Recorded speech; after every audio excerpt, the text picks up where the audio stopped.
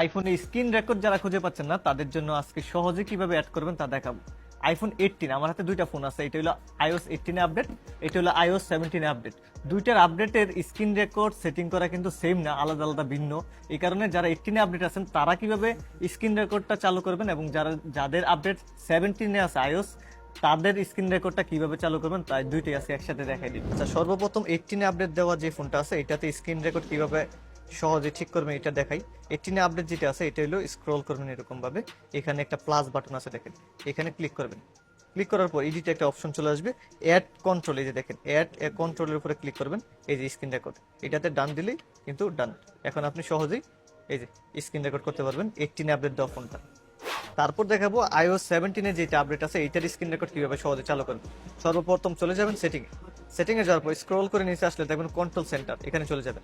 এখানে অনেকগুলো অপশন আছে, আপনি মেনু বারে নিয়ে আসতে পারবেন। তো এখানে স্ক্রিন রেকর্ডটা কিন্তু নাই, এখানে দেখছেন। আপনি একটু নিচে চলে যাবেন, এই যে স্ক্রিন রেকর্ড, এটা প্লাস অপশনে চাপ দিলে এখানে চলে আসবে।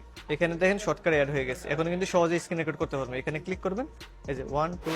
তাহলে এইভাবেই সহজে স্ক্রিন রেকর্ড কিভাবে চালু করে ফেলেন iOS 18 এবং iOS 17 দুইটারই দেখাই দিছি। আর যারা এরকম ইনফরমেশন এবং হেল্পফুল ভিডিও দেখতে চান আমাকে ফলো রাখতে পারেন। অ্যাপেলেক্সে ফোন করার জন্য আমাদের যে কোনো ব্রাঞ্চে চলে আসতে পারেন। ভালো থাকবেন, আসসালামু আলাইকুম।